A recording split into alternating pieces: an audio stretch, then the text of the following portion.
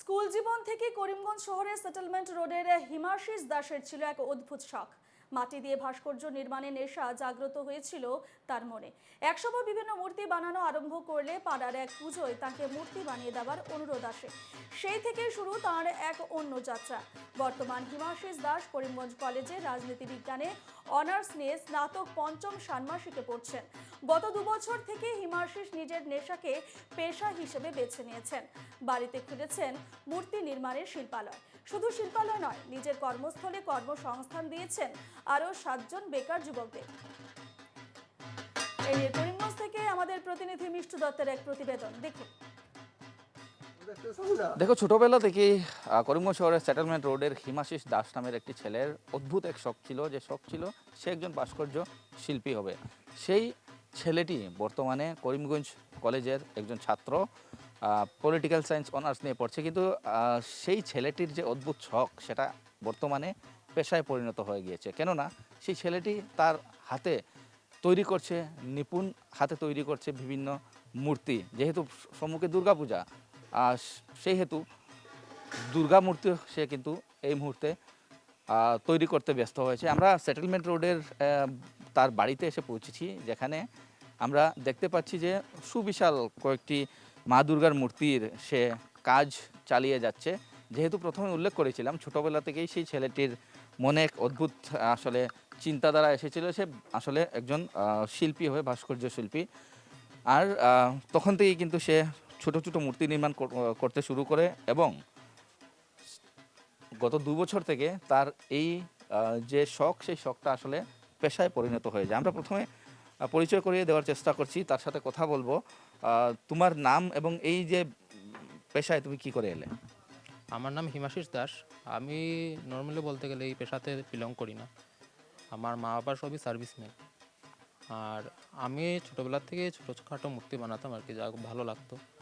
লাস্টের দিকে পরের দিকে মানে ছোটোর থেকে আমার মানে বন্ধুরা বা রিলেটিভ যারাই দেখে আর কি বলে, তুই তো এত সুন্দর কাজ করতে পারিস, আমাদের ঘরের বা ওরা যা ফাংশন করে কোনো ঠাকুরের প্রয়োজন হলে আমাকে বলতো এইটা একটু বানিয়ে দিতে পারবি নাকি, দেখ আমাদের নিজেরার মানুষ, একটু উল্টোপাল্টা হলো কোনো অসুবিধা হবে না, তুই রিস্ক নিয়ে দেখ। তো আমাদের ফার্স্ট দুর্গা মূর্তি দেখতে গেলে আমাদের একটা ফ্রেন্ডের ঘরে দুর্গা পুজো ছিল, প্রায় 5 বছর আগের কথা। ওদের ঘরের দুর্গাটা বানালাম। বানানোর পর ওদের দেখতে গেলে সবারই ভালো লেগেছে, যারা যারা এসে দেখেছে মূর্তিটা ওদেরও ভালো লেগেছে। ওইটার থেকে আর ওই মূর্তি দেখে আরও 2-3 জন বললো ওদের ঘরেরও বানিয়ে দিতে, বা ক্লাবও সম্পর্ক করলো ওদের সাথে, ওদের মূর্তি বানিয়ে দিতে। ওইটা করে দিতে দিতে আর কি আমার কাজটা বড় হয়ে যায়, মানুষের আরও বানাতে, মানে ওরা বলে ওদের কাজটাও করে দিতে। ওইসব করতে করতে আর কি লাস্টলি এখন প্রফেশনালি প্রায় লাইনে এসে গেছি আর কি। কত বছর? 2 বছর? 2 বছর ধরে পুরো প্রফেশনাল লাইনে এসে গেছি। বর্তমানে পড়ালেখা করছো, কি পড়ছো? আমি এখন পল সায়েন্স 5th সেমে আছি, করিমগঞ্জ কলেজ। করিমগঞ্জ কলেজে। এবার যেহেতু 2 বছর হয়েছে তুমি এই বিষয়টাকে পেশা হিসাবে বেছে নিয়েছো, তো এবার কতটা মূর্তির অর্ডার পেয়েছো? টোটাল তো এখন আমার কাছে 6টা মূর্তি আছে, কিন্তু যেহেতু আমার এই জায়গার একটু অসুবিধা, লেবারের অসুবিধা, আরও কয়েকটা অর্ডার আমি ক্যান্সেল করেছি। কি জন্য আমি মনে করি বাল্কে না বানানোর থেকে ওই যে কোয়ালিটি ভালো। কোয়ালিটি ম্যাটার্স, কোয়ালিটিটা দিতে চাই আর কি। নিশ্চয় এই মুহূর্তে যদি নির্মল এই একটা বিশেষ মূর্তির দিকে যদি ক্যামেরা ঘোরায়, তবে এই মূর্তিটা খুব সুন্দর একটা মূর্তি, যে মূর্তিতে আমরা দেখতে পাচ্ছি বিভিন্ন সামগ্রী ব্যবহার করা হয়েছে। তো এই মূর্তিটা করিমগঞ্জ শহরের এই পুজো প্যান্ডেলের। হ্যাঁ, ক্লাব হিন্দুস্তানের বিপিন পাল রোড। লাস্ট ইয়ারও ওদের বানিয়েছিলাম, এবারও বানাচ্ছি আর কি ওদের প্রতিমাটা। এটা বানাতে কি কি ব্যবহার করা হয়েছে?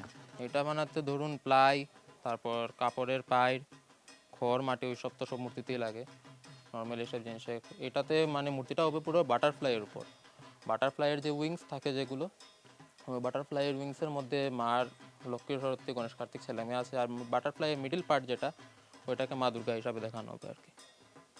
বর্তমানে তোমার যেহেতু 2 বছর হয়েছে, তুমি একদম এই বিষয়টাকে পেশা হিসাবে নিয়েছো, তো এখানে কতজন লোক কাজ করছে তোমার বাইরে? আমার স্টাফ এখন দেখতে গেলে মিনিমাম 7-8 জনের মতো আছে। এখন কাজ বুঝে সব কাজ পারে না, ওদের আলাদা আলাদা ডিপার্টমেন্ট আছে, সবই একটা একটা ডিপার্টমেন্ট হ্যান্ডেল করে আর কি এরকম।